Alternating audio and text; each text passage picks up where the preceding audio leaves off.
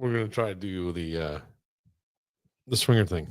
Look, they're so clean shaven. You got to see yourself over here. Swinger thing. Wait, I'm trying to do like a swinger arc with them. Oh, yeah. We're gonna have like swingers, and I'm working at Danny. Interesting. Making it happen. Making it happen. Swingers with Laura and Laura and Mark. When your old career gives you lemons, throw in some ice, mix in some vodka, and call it a podcast. From the Mac of All Trades studio in Fairport, and driven by Victor Chrysler Dodge Jeep Ram, it's Billified, the Bill Moran Podcast.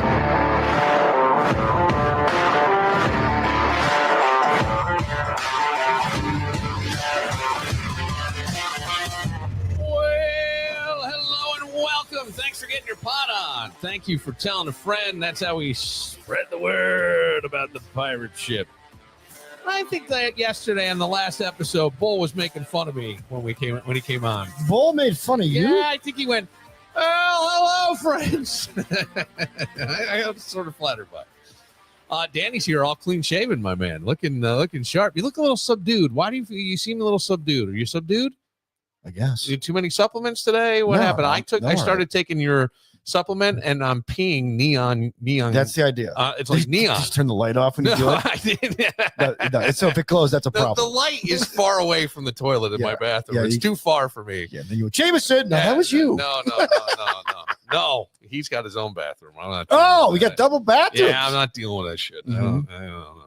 There, the sink is plugged again. Let me tell you something. I got to go in there and start. I've been cleaning like slowly. The tub is plugged. I got some standing. Never mind. I have issues right now. There's a lot of issues, but it has nothing to do. Dad. Nothing to do with my stuff in there. But you shaved it off, buddy. Yeah, it was actually longer than yours, but I looked like Mark Hillman, and I had to put it away. Whoa! Nothing. It's not a shot at Mark. No. Hey! No disrespect, but I can't look like you fat fuck. Loser? That's not what I meant.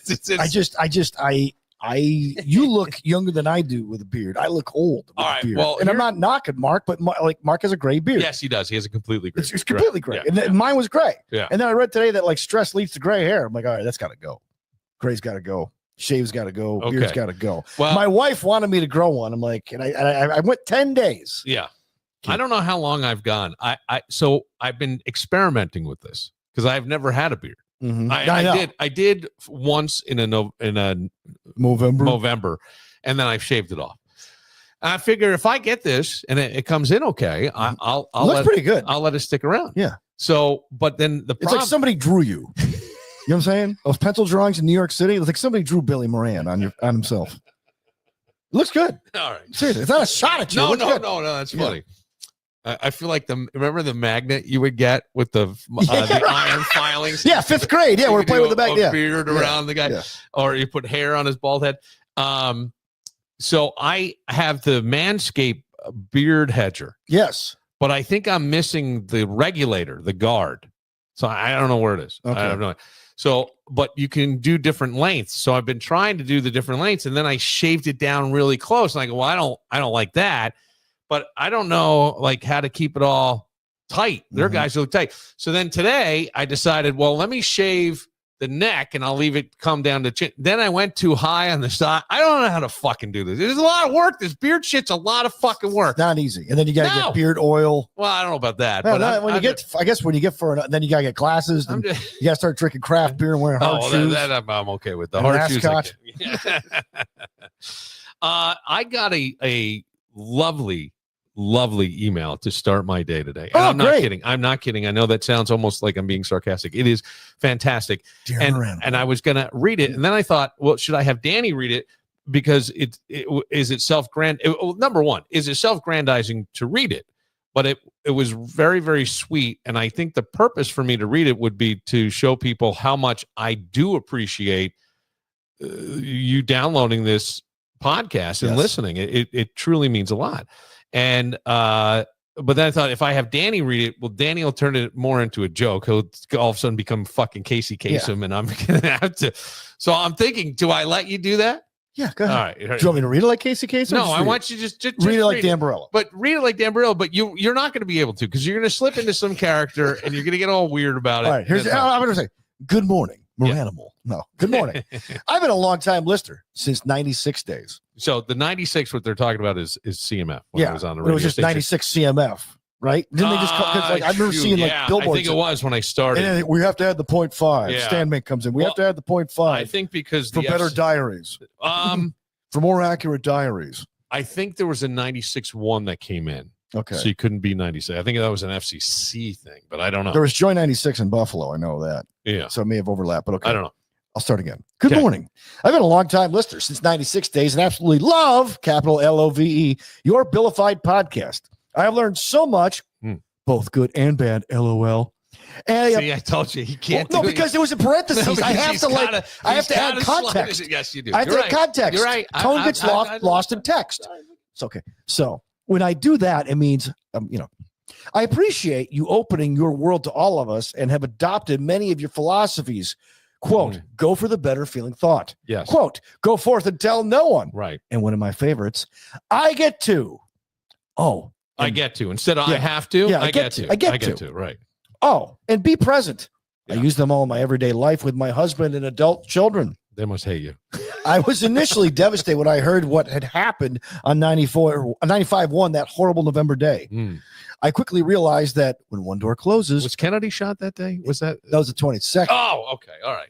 That was the 22nd. Was that when you were, was I shot that too? Was your radio career shot that day too? No, I don't think so. My fellow Americans, that's not what Moranimal can do for you. All right, that's what you can do for Moranimal. I knew we wouldn't be able to get through the letter. I wasn't reading the letter. It's you and me. We can't do anything. Go on. You get through an entire show with me. No guests, just you and me. I like it. I quickly realized that when one door closes, another opens. Couldn't be more true. I enjoy your podcast very much and cannot explain all that I have learned from you and your guests, especially that Borello fella. Does it say that? No, it does not. Does it say that? No, all right, okay. Thank you. Big capital letters. Thank you for all you do. I look forward to each episode and tell your mom she can listen to simply fast forward through all the quote raunchy parts. I find myself simply listening to all of it. I am not a football fan at all, but have still learned from listening to new topics. Anyway, capital letters. Thank you, smiley face. Do you do a Bill Lightenment podcast? If so, how can I listen? Yeah. Thank you again and never stop being you. You, capital Y-O-U, have a wonderful positive impact on more people than you realize. Lifetime listener. You want me to give the name? No, you just Jackie, right? Jackie. Yeah. P.S. Go ahead. Here we go. I clearly did not use ChatGPT or AI to help write this. Right. It was well. Yeah, that was It was a well-written email. I wasn't going to get anything smart. No, that's a nice letter. It's a nice letter. Isn't that nice? Yeah. Honestly, it made me so happy today. And the Bill Lightman, I'm stockpiling before I release them, so that way it can come out every week. And if I miss a week, I got a couple in there that I can just pop. It would have been better if she wrote. Since the 96 days, I was up in your studio when you had me doing sit-ups around your neck. Oh my God. That's not true. I forgot about that. I totally fucking forgot about that. Now I have to tell the story. No, well, see, now look, there's two people that I shared this letter with today.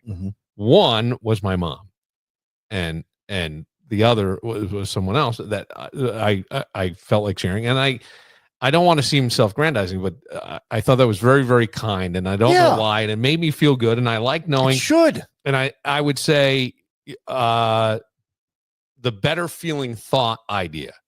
Been thinking about that a lot today, separate from here, because I've been doing something called the 5-minute journal, and you can buy it's called the 5-minute journal, and it has you, when you wake up, write down 3 things you're grateful for.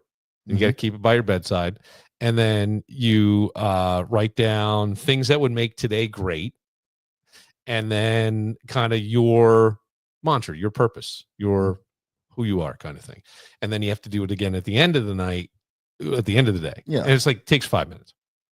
And I kept thinking about how my day started and how great it was. And I got this email, Then I had to deal with a school issue for my kid and how easily that went. And then I needed to renew some health stuff. And that went, so everything was going fucking smooth. All green lights. All green lights. Man. All green lights. I had to call a client for something and they go, oh yeah, boom. And I got like every answer you would hope to get, you got. You were in a flow state. And then I had a kind of a hiccup. And so the rest of the day was sort of a wobble. And I went, well, I'm going to keep thinking about over here. I'm going to keep thinking about, the good news I got from the client and the other stuff and this email and not worry about that and just figure it'll work itself out. And that is easier said than done. That's all I mean. It's just easier said. It is. Your mind is a tough place, man. It is. Yeah, it really is. I know, especially. Okay, there's 3 of me in there. They don't even get along. No, they don't. They fight. Oh gosh. Oh God. What is it? I'll ask one of the Dans in a little while what they thought. I think we need to mention the big news of the day. Yeah. Are you aware of the big news of the day? I think so. Yeah. Okay. I've seen pieces of it. I don't know the specifics of it. All right. But yeah. Okay. I got the gist of it. The big news of the day is a shooter at the Annunciation Catholic School Church. They were in a church ceremony at 8:30 in the morning. Shot, and I think it's now 19 people, 2 dead, an 8-year-old and a 10-year-old, and then it's adults and others that are really hurt. But there's things that are coming out. They identify the shooter. Do you know anything about this? I know that Kash Patel immediately went through all the bullet points. Well, Kash Patel, I think he's the head of the FBI. Yeah, but I thought he was maybe targeted. No, maybe not. Okay, I don't know, but the shooter had a manifesto, put videos on YouTube, which have since been taken down, and may have been trans. Yes, that is the point. That's where I kind of want to go with this, just a little bit here, because I think that that was the headline in certain places, and I go, boy, that seems like cheap and easy journalism to me, because what we do automatically is one person's twisted violence does not indicate an entire community. You know what I'm saying?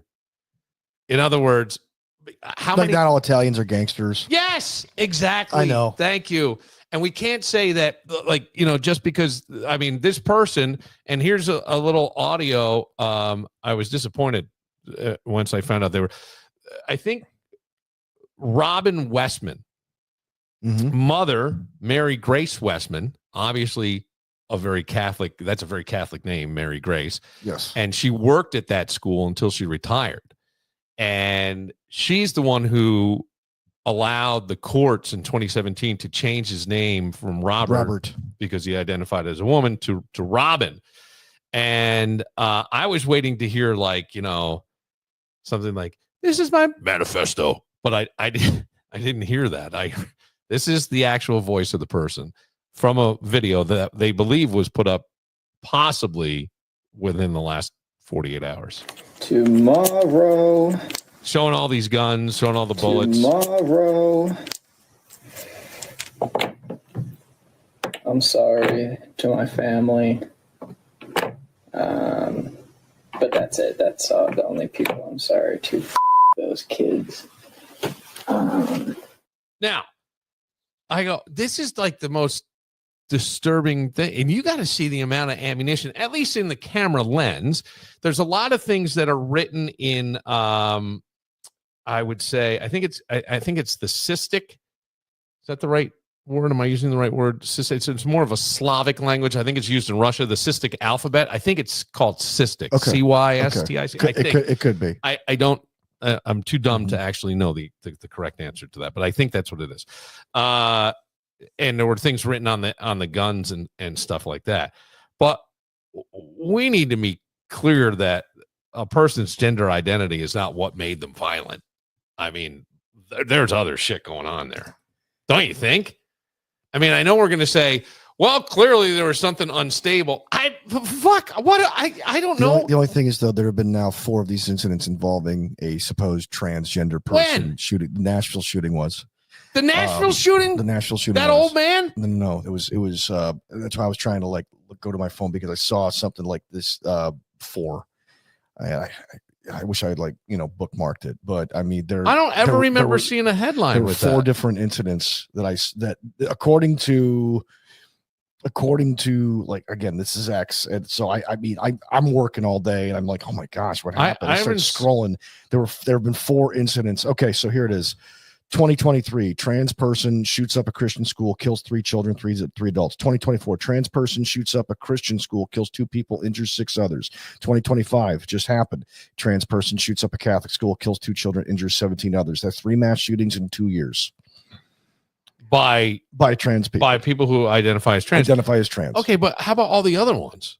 No, I understand. Like there's shootings. Do you know what I'm saying? Like I understand that these things happen. Like I don't want to say all the time, but they happen often in this country. What do they call? What do we call? Because I in my dumb language, I would say, straight guys. What are they? Straight white men. But what do they call? There's a name for it. Incels, cis or something.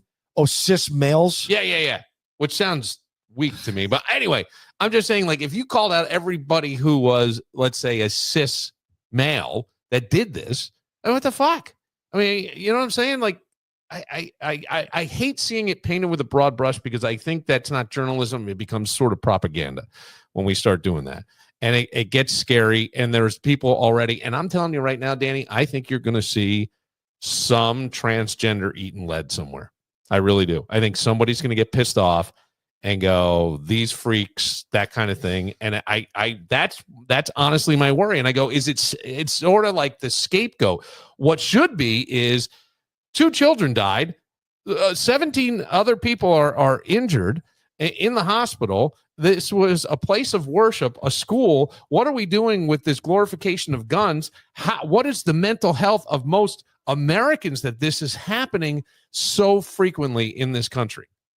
That to me is the bigger issue, not so much that it was a cis person, like a cis person, black person. Yeah, I don't like using the term cis, but the reason the reason we're using the term cis is because we've been forced to use the word trans. I'm just saying trans. But the thing is, though, is that they want to be identified as trans. Okay, like I'm not. These are just facts. I'm not like this isn't my opinion. Apparently, there's been a movement among trans people that they want to be identified as trans or the gender that they want to identify as. So now, if that's the case, and they go out and shoot people, then okay, we're just playing by their rules. These are the facts. This is what they want to be identified as. And this person went out and shot up a school. These are all facts. This trans person went up, had a manifesto, ran through all this. But the thing is, I mean, is that sensationalism, or are they reporting facts? I think it becomes sensationalism when you start putting it in there because there's such a minority of, I mean, how many trans people do you know? I'm seriously trying to think right now. I think I knew 1 or 2 people who maybe were, I remember an engineer in radio. I know of one recently. Okay. So maybe 2. Okay. So out of all the people that you've ever encountered in life, it's a small amount. And that's my point, is you're going to paint with a broad brush, and now we're going to have all these things, and that'll be the focus, and not the focus on mental health, our obsession with guns, the easy access to this sort of stuff. I don't know. I don't know if this person lived by themselves or not. Mm-hmm. They're 23 years old. It's very possible they could. I have a 23-year-old son who does not live with me or his mom. So, and I just go, I think we should be more outraged that children's lives got stolen, not so much the gender of the person. What the fuck is happening in this country that this becomes such an easy thing to do? And by the way, they tell on themselves. I know. I want to agree with you. I know you don't. That's why I brought it up. Because I want 2 different opinions. Because here's the thing, though. I think let's go back. Let's go back a little ways. Okay. There's been this movement. This is not my opinion. I'm just stating facts here. There's been this movement in the last 10 years to teach critical race theory in schools. Okay. You can look that up if you want. And my whole thing is just print the facts. Let's just print American history as it was verbatim. I don't think I know what critical race. In other words, theory critical is. race theory. In other words, like there's a systemic point of view that white people have tried to suppress white men have tried to suppress every other group, and there's a historical systemic method in how they've done it over the years in everything. Okay, that's what critical race theory is in a nutshell. That's just the best way I could explain it. And my whole thing is, look, let's just print the facts, and whoever did what to whom, it's all out there, and you could draw your own conclusions. Well, when it comes to crime, all the stats matter. The race of the person, the gender identity apparently now is a factor. Yeah. The age of the factor, where they single every little detail matters, so we can compile statistics and come up with a pattern and go, yeah, we got a problem with possibly this group and why, and then we could sort it out. I know that sounds harsh, but we have to. You're going to run into problems there. And but here's the thing: vigilante. I am not advocating vigilante justice. That's not what I'm saying. I'm saying like what you're saying is if we were able to, and I'm sure it happens to a certain degree at law enforcement and things like that. But once you start doing that, then we go down to, well, you're a young black male, which is what a lot of things happen. Unfortunately. But I'm going to say this. I will say this. I have never seen another culture that stands up for everybody who was a criminal and makes them their martyr. Right. And so you want to know why there's no advancement. It's like you're holding back the whole group.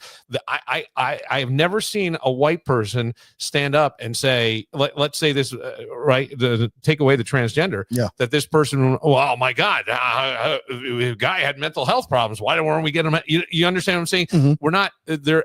I don't mean to blame the victim, but there is some of that goes on in certain cultures, and it has become a problem because some people, I think we did target, right? We started to profile people. And then what happens? We got a kid who had Skittles in his pocket walking through a neighborhood at night and gets shot. Oh, we can't have that. Well, okay, do you understand what I'm saying? So here's two sides of the coin. Okay. 9/11 happens. We know who the hijackers were. Right. We know what their ethnicity was. We know what their religion was. Okay. Then there came the Lackawanna 6, right? Yeah. And the Lackawanna 6, same thing. But you know who turned in the Lackawanna 6?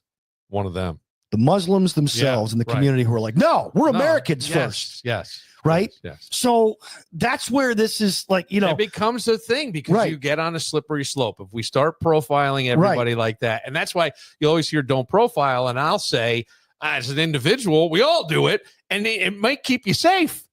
You know what I'm saying? My whole thing is be suspicious of everybody. Well, I hate living with my father used to say, live with a discreet sense of paranoia. Well, I don't want to live with it. I understand what he's saying. So do I, but I don't want to live that way. Be prepared and aware, but not scared. I tell myself that every day. Be prepared and aware, but not scared. I was in New York this past weekend. Be prepared, be aware, but don't be scared. Well, here's when we get scared, then we get drastic. Well, okay, so this is my point. Right. And that's where I don't want to see this story get twisted for people who had nothing to do with this this level of horror. They didn't. Just because you're transgender doesn't mean you're going to do that.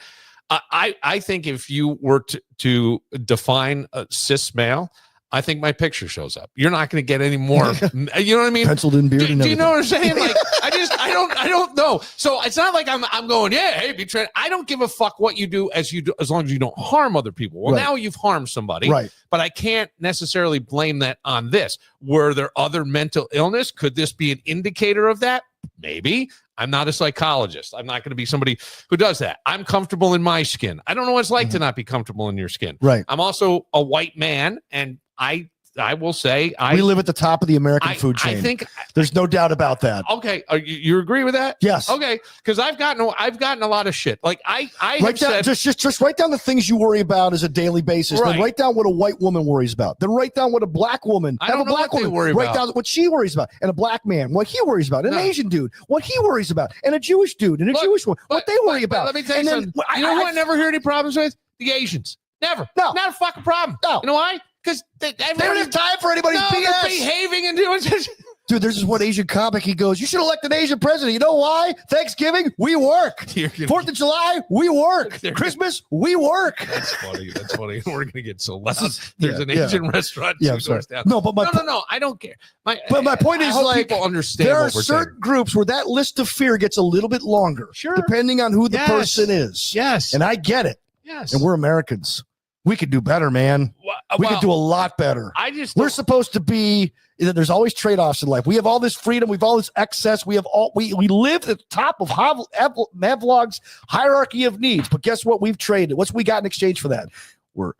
We lead the world in depression. We lead the world on being in gun crimes. We lead the world in all these horrible things. And why? Because we have so much, and yet do we act in gratitude, or do we just want more? Like, I wondered why, and I do wonder if this would be part of the thing or not. I don't know. But I don't want to spend too much time on this story, but let me go 2 places. One, did the Catholic Church speak out against transgenders? So this is why that, but it doesn't seem that way. This is where the kid's mom worked at one point, retired in 2019, and he was about hurting children. And in things that he talked about was his love of Sandy Hook and the 20-year-old kid who did that. Yeah. So that to me needs to be more of the focus than whether or not the person was transgender. I just thought it was kind of cheap journalism in a way. And does it take away from, we should really be like pulling for these families and support and whatever is going on. I mean, people's lives were changed forever today by somebody who clearly had some problems. And I hope that doesn't get overshadowed, is my point with that stuff. But I don't want it to be twisted into everybody where we're going to paint with a broad brush. No, that's irresponsible. Do you understand what I'm saying? That's irresponsible. That's all I'm saying. And I'm not saying, do it, but again, do whatever you want as long as you're not harming anybody. I don't care. Maybe I'd feel different if it was one of my kids. Maybe I'd be like, yeah, you got to get them all. I don't know. I hate to say that. We had a lot of those. Sure, you did. Yes. Out of paranoia. And then we're like, wait, the irrational mind guides the rational mind. But I go reverse the order. We see things in a country now where here's the problem. I'm going to tell you so much. I'm going to tell you right now. Republicans are going to stay in control. And the reason they're going to stay in control is because the other side is too fucking fractured on so many things. What do you have? Stan Main sat here, and I thought he said it best the other night. He goes, President Trump is probably the most effective president ever, because the presidency, and he's right, basically by definition is a bully pulpit. And he uses it better than anybody ever has, and probably anybody ever will. And we can talk about the deportation and how much maybe that's good, maybe that's bad. People have opinions. Is it effective? It's cut down way down on the border crossings, way down on the border crossing. Right. Therefore, effective. Do you understand what I'm saying? Yes. So, okay. But the only thing that Republicans have to dance to is big business and the church. You keep those two things happy, that's it. We can make that. I go on the other side. I've got gays. I've got trans. You got racial issues. I got you understand what I'm saying? And nobody can come together because you're not woke enough. Right. Like Bill Maher. Did you watch Bill Maher the other night? No. Oh, he was fantastic. I mean, the thing is, Bill Maher's big thing, ladies and gentlemen, if you haven't paid attention, Bill Maher was like a liberal political comedian, right? Yeah. He was like more political than any other comic maybe of this generation since Carlin. We had Politically Incorrect as a TV show. Yeah, it was. Then he started doing his show on HBO, and Real Time. And his whole thing is, he goes, listen, I didn't move. The line moved. Yeah. What he means is the Democrats have gotten so far left, hinging on communism, which they are. Go look at New York City and what's about to happen. And even and he's like, wait a second. I didn't change. No. The line changed. I did not become a conservative. The line moved. He goes, like his whole book. I bought his book, and it says what this comedian said will shock you. You know, like how they get clickbaity. Okay, that he took that, and his whole thing is, the Republicans are still whack. Democrats, we can do better. Come on, we're smarter than this. And it's like, no, you're not. You're too fractured. And by the way, I'll say this as a Christian. we have the most fractured religion in the world. We can't get anything. We can't agree on. We can't even agree on salvation. No. And people are like, as Christians, how are you supposed to change the world when you can't even agree with each other when Jesus says to love each other? Hang on. How many times we're painting with a broad brush type thing, right? Let's say all transgenders. We hear, wacko Christian man, Bible thumper all the way, right? And do we hear that as a negative term? And there have been right-wing Bible thumping Christians who were involved in some kind of shooting. Right? Yes. We've had those things. Far right. No, right. But I'm just saying, there's extremists. So we have to look at that and keep that in mind. I use the Christian thing as a point with the Democrats. They're incredibly fractured. Well, they're fractured. They're incredibly fractured. Okay. Yeah. And the Republicans, man, like you said, hey, just keep food on my table, keep me working, and stay out of my Bible, stay out of my church. It's really two big groups, right, that are involved there, not so many little ones. And this is the problem around the world with, I'll call it more liberalism than anything, because there's so many groups and everybody wants to be heard. And it's just like, hold on a second. And the other side of this too is, where people go, Trump is this, that. Well, maybe he's showing us what we really are in this country too. Yeah, we uncovered a lot of things. I mean, there's things that were hidden away and tucked away. It's just coming out. Social media and the recent elections have just revealed what we really are. Right. Only we're not saying it just in our living rooms anymore. Yeah. Now it's everywhere. It's on the internet. It's everywhere. Okay. So maybe that's a good thing. Maybe we can kind of let things simmer a little bit and we can come to a better understanding. I don't really know. All I will say is this is a tragedy, and I hate seeing it. That's awful. It's just, as someone who believes in prayer, and you hear the words, when you hear the mayor, I think it was the mayor of Minneapolis saying, thoughts and prayers. I don't want to hear about thoughts and prayers. I get where he's coming from. Is that what he? I think he somebody said it. Yeah, and every time there's a tragedy, one side says thoughts and prayers when it comes to guns. The other side says thoughts and prayers aren't fixing this. And then when the tragedy goes to the other side, like let's say it's an illegal committing a crime, all of a sudden the left yells, "Don't politicize this. This is a tragedy." And the right goes, "We shouldn't have gotten the country in the first place." We all play by the same playbook. It's all one big lumberjack wrestling match. We just root for our side, and we use the talking points whenever it fits us. Ladies and gentlemen, I got news for you. I can't with you. I got news. All right, this just in. America's got to come to Jesus. Well, and you're not going to like hearing that. Nobody wants to hear that, but you know what? You read that book. No, I'm telling you. You ain't going to find anybody better to follow. And I'm telling you, until that happens, until he comes back, it's just going to get worse. It's just going to get worse. Okay. So maybe not. Maybe we figure it out. Maybe Jesus is in all of us. We are of Jesus. We're related in some way. We're connected. We can figure this out, Danny. I don't know. On to lighter things and things that'll get Dan's blood boiling.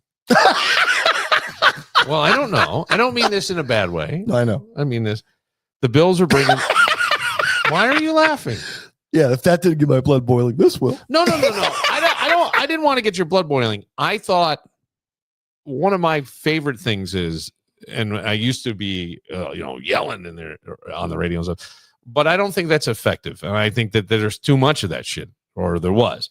And I think that to have a discussion where you bring up it's on X that there's been 3 and they're identified as, I don't think that that's a bad thing for you to bring up. Yeah. I think it also sort of makes a point, though. It's 3 compared to all the numbers of mass shootings we've ever had, or the serial killers that we've had, right? I mean, wasn't there a joke that mass shootings were always white guys? I think like remember the DC sniper that was going around? And I think that turned out to be somebody who was of a different race than white, and people were like, "What?" Yeah, John Muhammad is his name. He and his son. No sense. Yeah, right. Makes no sense. This doesn't fit the stereotype. Serial killers are typically white, right? And you go back, and most serial killers, cannibals, they were white. They were white guys. So that's my own. Let me just end with that. And with this, everybody's like, you'll say, okay, of course, Danny's going to say that. So let me just leave it to us, the Christians, okay, on this one. Leave it to us. You don't have to do anything. Let us do this, my fellow Christians. As it says, and you've heard this verse in 2 Chronicles 7:14. We're going Old Testament. Okay. I don't even know. If my people, which are called by my name, shall humble themselves, meaning, come on, humble yourself, right? Pray, seek my face, God's face, Yahweh's face, Jesus's face, and turn from their wicked ways. I will hear them from heaven, forgive their sin, and will heal their land. Okay. So, guys, you don't have to do anything if you're not a Christian. If you want to become one, awesome. But if you are, just do that. Let God handle it. And maybe, just maybe, we could turn it around before Jesus comes back. All right. Well, there's always hope. There is. Speaking of turning it around, the Buffalo Bills. Yeah. We're trying to get over the hump. I think you and I discussed Nick Wright. I discussed Nick Wright and his saying that they really need to win a Super Bowl. Yeah. Josh Allen. Yeah. And then Bull. And Sean McDermott. Bull was on yesterday, and Bull said, hey, it's a fair point. It's a fair point that they haven't hung an AFC championship banner in their Highmark Stadium. Right? It hasn't happened. Not since 1993. Right. So not at least not under McDermott. So that would be it. Okay. One of the weak spots that we're seeing or fearing about, I don't know, is the defensive backfield and in particular maybe the safety. I hear Shiloh Sanders is available. But how do you feel about them bringing back Jordan Poyer? And is he just on the practice squad? Is he like the veteran voice out there, or, to get in guys' ears and maybe help coach them up a little bit? I mean, you got to admit, Jordan Poyer and Micah Hyde were one of the best tandems in the NFL when they were with the Bills. They were. Micah Hyde was on the practice squad last year. Yes. Sean McDermott loves to bring back guys who know his system. Right. That's his thing. Okay. And there have been certain positions they've drafted really well. They've done a heck of a job with the offensive line. They made Josh Allen an anomaly at quarterback. I mean, Josh Allen was not supposed to be what he was according to the numbers, and he has defied every expectation, mine included. So they've done well there.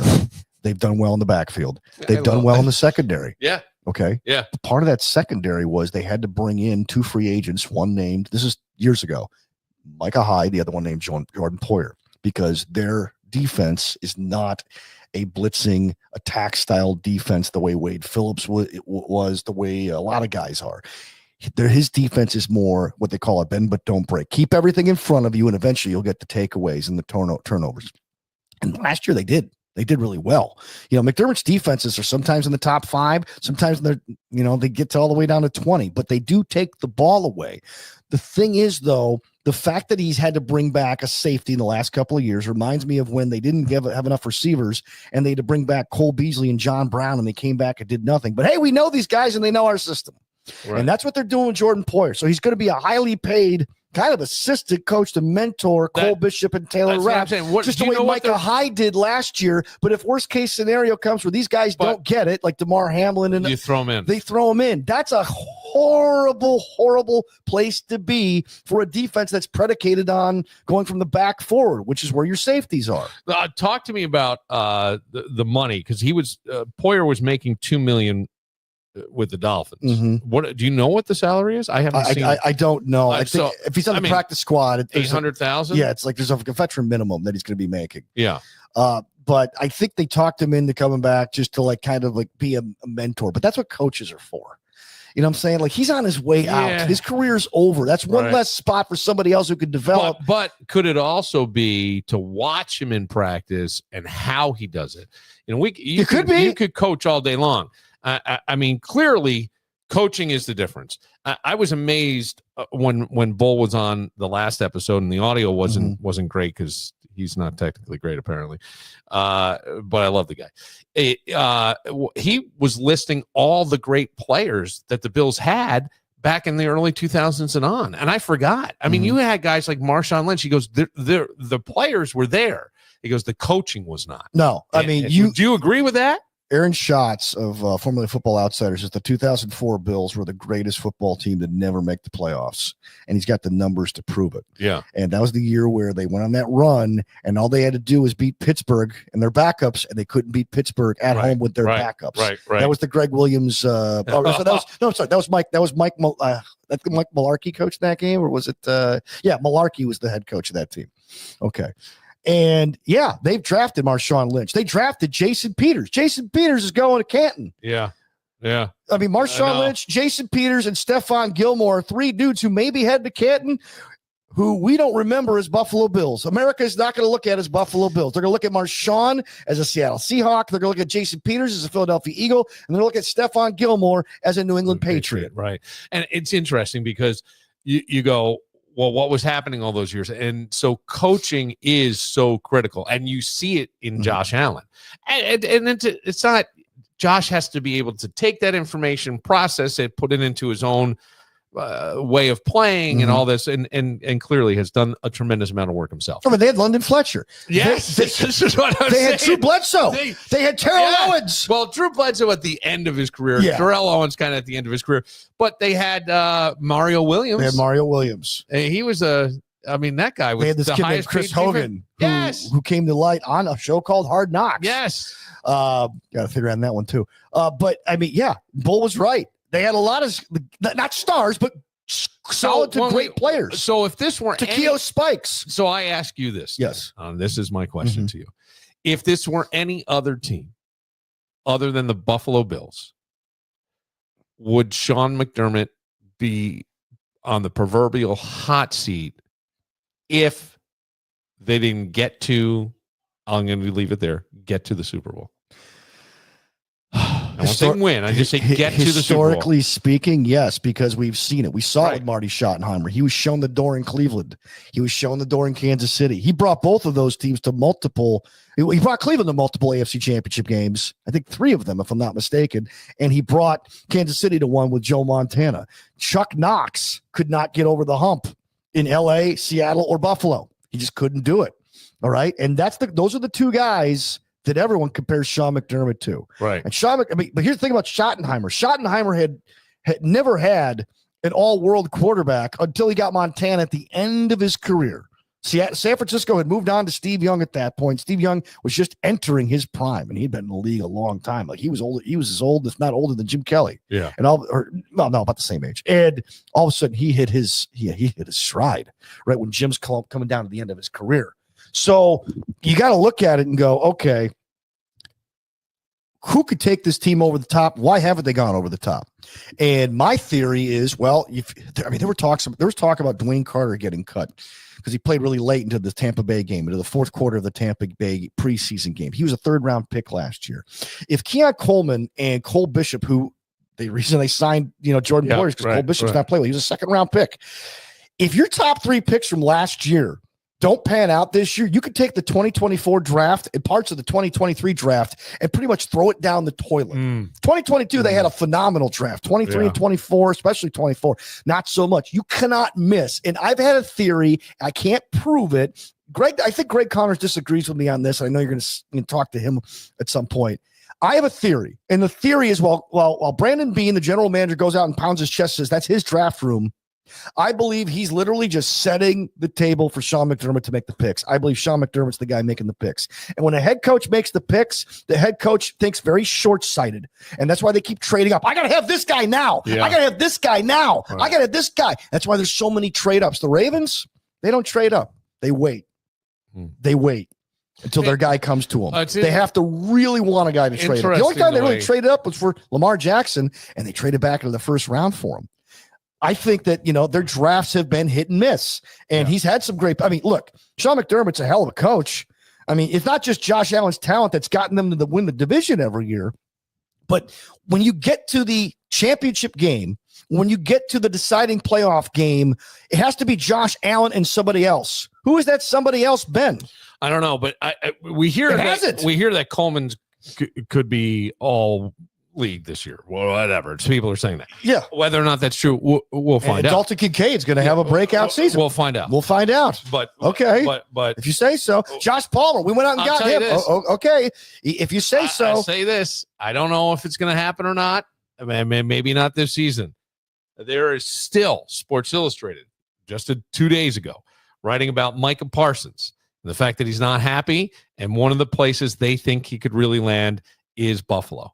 And that he is a game changer, and people would love to see him in a Bills uniform and think he's got a lot of gas in the tank, and he isn't this locker room issue, which some people have referred to. I don't know much about the I don't know in terms of cap space. It doesn't seem like there's enough room there.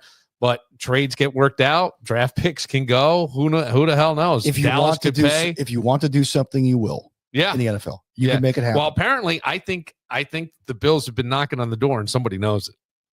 Okay, that's what I think. Well, he followed Josh Allen on Instagram. I don't know if you saw that. Yeah. Okay, no, I didn't. But I'm just saying, somebody said they're very similar in their preparation for the game, in their style, and everything. I go, maybe the guy would be a great fit and somebody you want, because who do they have from the Chargers now? Josh Palmer. Joey Bosa. Joey Bosa. Side, and we don't know what Joey could be at the end of his career. I mean, we don't know. Yeah, I mean, he's had his injury issues. Yes, he can't stay on the field. Right, they took a flyer on him. He cost them a lot less than Von Miller. 100%. And he's going to fill that Von Miller role. You realize Von Miller was like second on the team in sacks last year? Yes. And he only played 20% of the time. But he got in there. He did until that we get to the conference championship game and you can't stop Patrick Mahomes. That's the bottom line. Stopping Patrick Mahomes is been they can't get him off the field. So it's on. So they went out and drafted all these guys on defense and they started reaching for guys. Okay, let's see what happens here. I'm not. Look. It comes down to this. I don't think Sean McDermott's going anywhere. I don't either. And that's why I said if there were anywhere else but Buffalo. Yeah, I think he brought them back. I think the success run has been fun. Yeah. They're building a new stadium. McDermott has really done an incredible job. Mm-hmm. Can they get over that hump? I don't know. There's a guy in baseball, great manager, Buck Showalter. Buck Showalter rebuilt the Yankees. He leaves. Joe Torre comes in. They start a dynasty, start winning World Series. Yeah, right. He goes to Arizona. These vets got sick of hearing his mouth. Right. He gets fired. They bring in a guy named Bob Brenly, no managerial experience. They win the World Series. He goes to Texas. He rebuilds them. They go to 2 World Series after he gets let go. Right. Everywhere now later in his career it didn't happen. But the point is, everywhere Buck Showalter would go, he'd build it up, and then somebody else would have to take over because he could only take him so far. And with Sean McDermott, I'm sorry, that's just been the case. Yeah. And it's not just because Patrick Mahomes is awesome. It's because they somehow can't figure it out late in games against this dude. They brain cramp. You had 3 minutes, 33 seconds, and 3 timeouts to go. All you had to do was kick a field goal and tie the game. You didn't have to go win the game. They could have run a 4-minute offense. What happened? When's your wife's birthday? I think it's February. You know your wife's birthday. Yes. It's too easy to not forget. Yes, of course. Even I know that. But the point is, though, is that I'm just saying that right down to I find that incredible. That this game, that game. But the thing is, and I said this at BTB, we were there. I said, and everybody looked at me like, oh, okay, yeah, you're right. The whole bar got quiet. I go, all right, this is what we signed up for. Here we go. Josh Allen's got the ball. And what happened? They ran it like they had no time in the world to get down the field. That's where the head coach has got to tell his offensive coordinator, hey, we got 3.5 minutes here, dude. Right. Don't kill yourself. Right. Just get down the field and play the game and win the game. That's it. And in those moments, Sean McDermott's nowhere to be found, and Josh Allen has to throw to Josh Allen. Josh Allen has to run to Josh Allen. Josh Allen has to play defensive back. Josh Allen has to kick return. Right. You get all wound up. Yeah. God. See, he told you your blood was going to not boil, but just get flowing. Yeah, good blood flowing. There's something that has changed in the world, and I don't know if it was something that I wish I had as a child or not, and that would be drones. Drones are interesting to me. I could see us as kids playing with drones. Well, it would be so cool. Because we'll remote control cars. Oh, my God. Now imagine something in the sky. No, but yeah, exactly. And you could spy on people. Well, now, I mean, come on. If I got to see, Kate Osofsky changed it in a room. I saw that when I was a kid. Hey, baby. 16-year-old Bill Moran of Pine Plains was charged with loitering. If my friend, the girl I really liked in high school, Tara, wasn't lived by a bunch of trees in a wooded area, probably been easier with the drone, but I don't know. But the drones are they're interesting, and I don't know what to really make of them. I love drone footage. I think it's great. I think it's easier now for news stations to get aerial footage, show you traffic. They can show it. Just get a drone guy. Done and done. But then you get problems like this from Florida. As most people slept around 1 a.m. Tuesday on Hannah Michaela Lane in Lutz, a late-night delivery was on its way. All of a sudden, one homeowner heard a clatter against the back of their house. Okay. So you hear a clatter against the back of your house. Obviously, since we're talking about drones, this would be a drone, but it's 1 a.m. He was on its way. All of a sudden, one homeowner heard a clatter against the back of their house. He walks outside to discover a drone had crashed in his backyard. He picks up the drone when he sees that the drone has a brown cloth bag attached to it. This family wasn't expecting a package. The homeowners tell us Now, didn't we hear like Amazon was going to start delivering by drone and all this?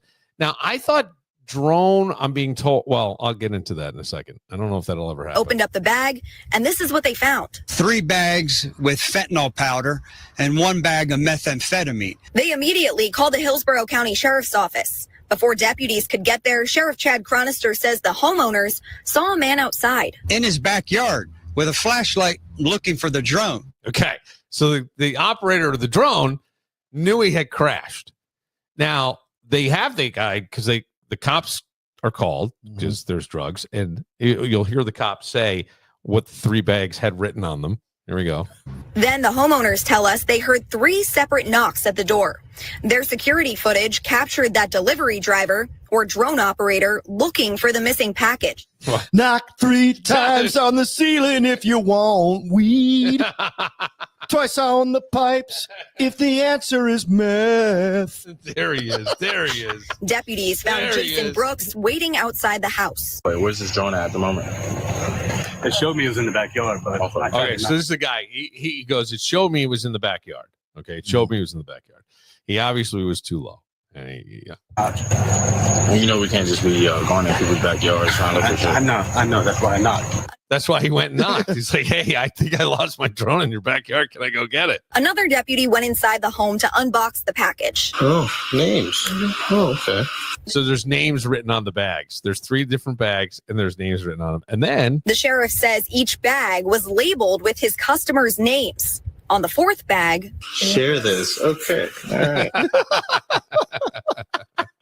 Don't do it alone, you selfish pricks. Chronister says there's no doubt Brooks was trying to make sure this flight went undetected. Give me the remote.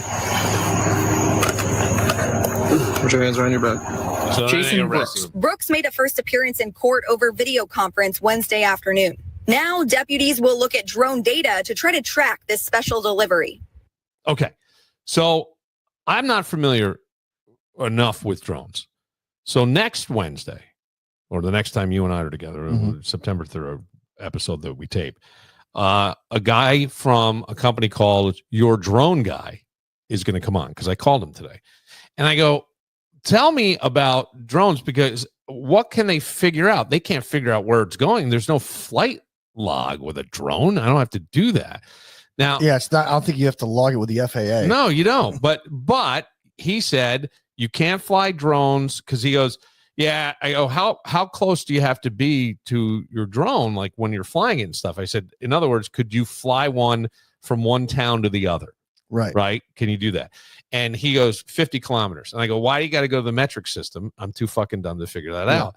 And he started laughing. He said, well, you can. It's like, what, 35 miles? You can fly 400 feet up, and then I think you start getting into airspace. So this guy was trying to go really stealth because he hit a rooftop. I mean, and you're supposed to be in line of sight according to Your Drone Guy. So that would mean that you have to be there. And he said sometimes if you're going longer distances, as long as you have someone else. So if you were going to fly from New York City out to Long Island, you're not going to have line of sight, but you could have people along the way that are tracking your drone, and they can be considered the eyes on that.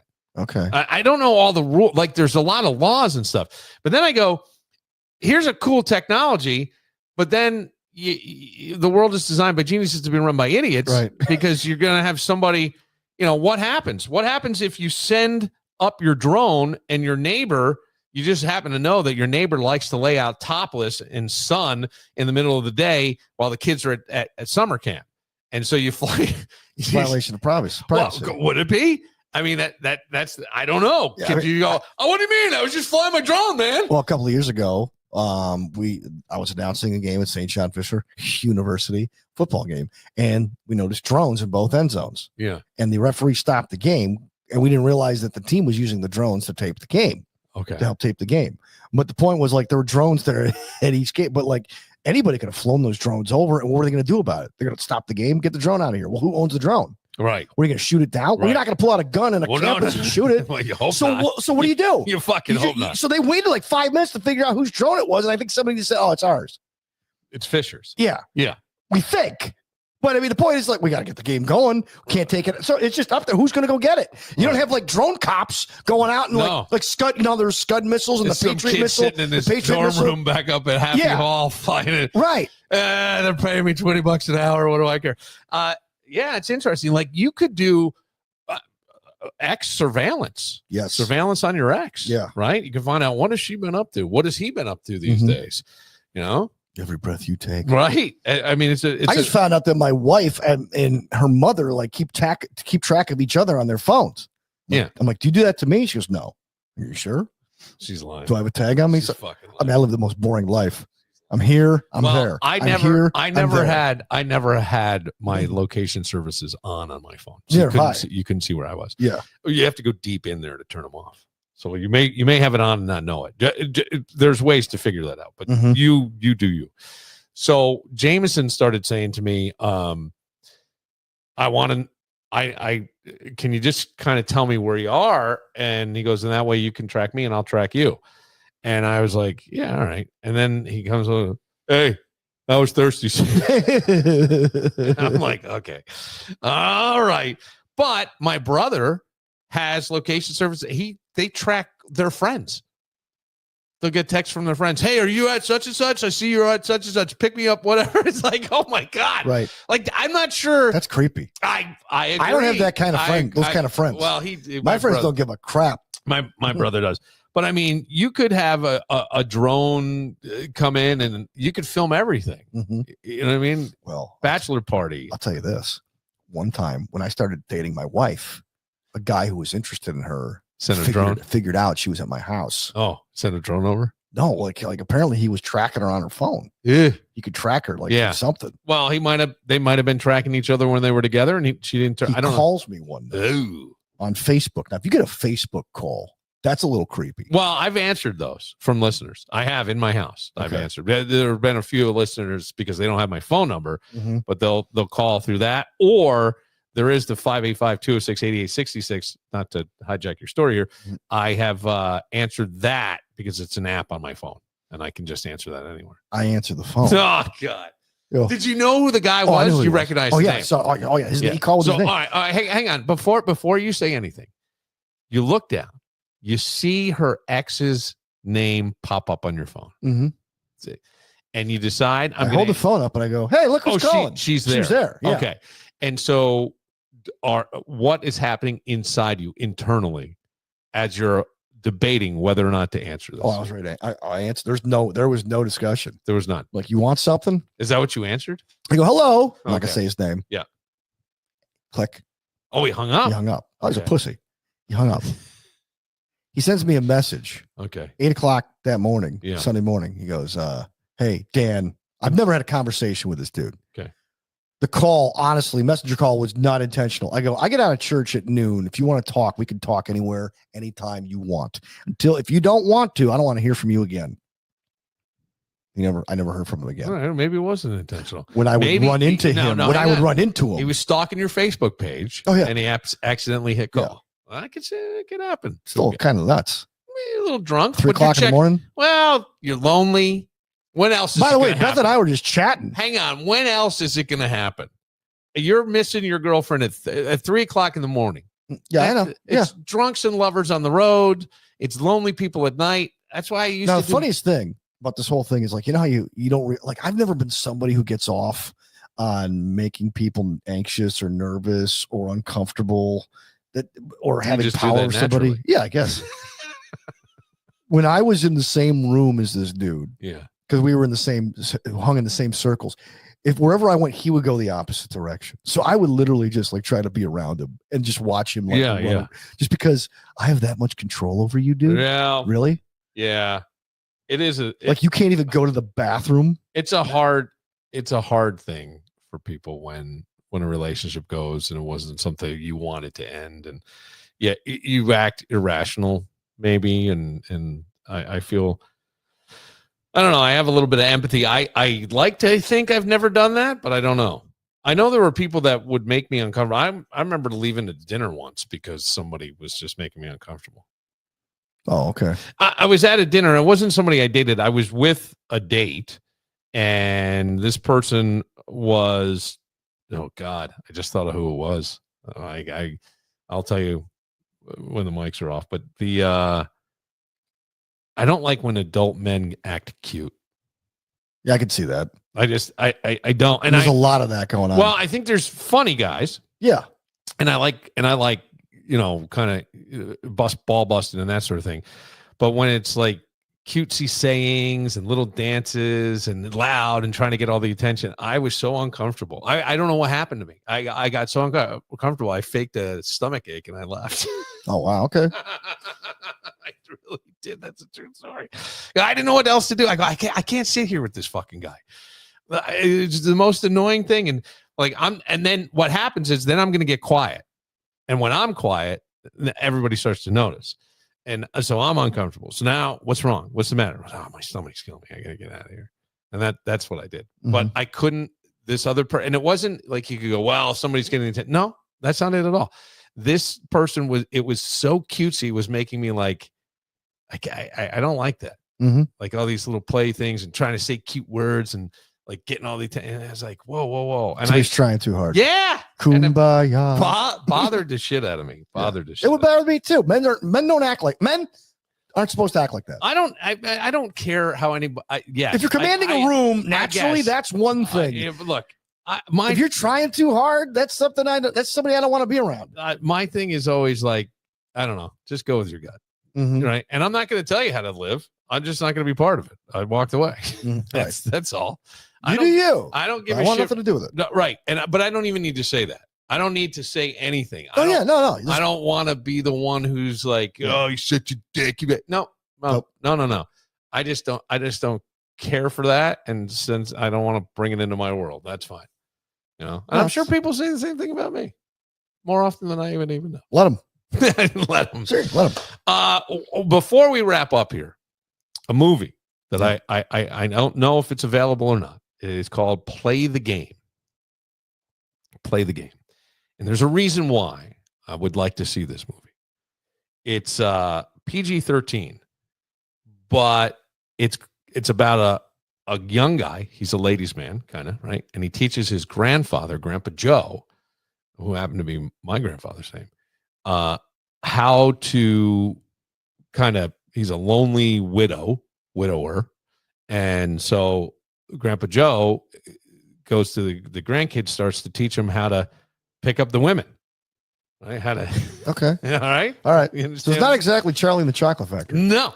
As, best mind games, how to meet women, how to get the woman of his dreams. And Grandpa Joe is played by Andy Griffith. Oh, okay.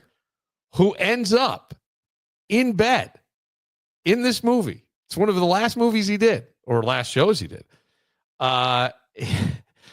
He with Liz Sheridan, who played Jerry Seinfeld's mom, and she's like in a red negligee. And I guess in a scene, she hands him a Viagra. He takes it. They're in bed, and she disappears under the covers. Oh, wow. Okay. And then you see Andy Griffith's face. But I mean, Andy Griffith's got his Mayberries off. In a movie, I'd like to see it. I just said sounded just out of funny. Curiosity. Wouldn't you like to see out of curiosity? Because it's Andy Griffith. Well, that's why. Because he played Matlock, a Southern by the book lawyer, and he played Andy Griffith of Mayberry.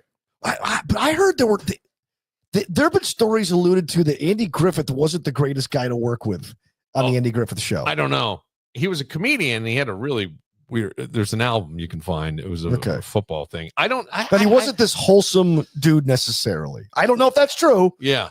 But that he was not like great to work with Don Knotts and Ron Howard. Wouldn't Don Knotts drive you nuts after a while? I'm sure he would. I mean, he was Mr. Farley on the Threes Company. He was great, but it was always that he was Chevy Chase before Chevy Chase. Mm-hmm. Tripping over things, falling down. Yeah. Well, That was my favorite, was the sniff.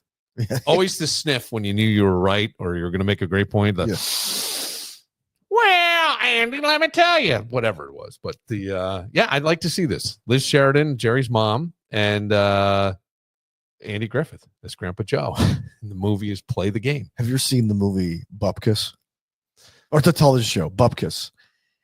So they didn't renew it for a second season. But What's it on? It's Pete Davidson. It was on Peacock. On Peacock. It's Pete Davidson basically playing himself because that's what he does. Mm-hmm. His mother is Edie Falco from The Sopranos. Oh, okay. Okay. Yeah. His grandfather is Joe Pesci. Okay. And his uncle is Brad Garrett. Now, his father's gone, of course, because they got to play the whole, like, my father died on 9/11 as a firefighter. Okay. That's just what he does.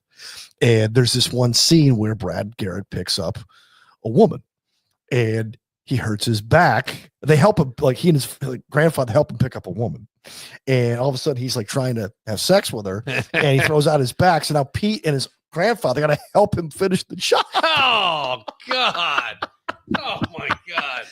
All right. On that note, my friend Dan, who gave us a Bible verse earlier today. I'm just telling you what the show is. I know. I'm just teasing you. But they decided not to redo it for a second season. The show was actually pretty funny. Yeah. I mean, it sounds like it. It actually does sound like it. All right. For Dan Barillo, will I see you tomorrow? I'll be here. All right.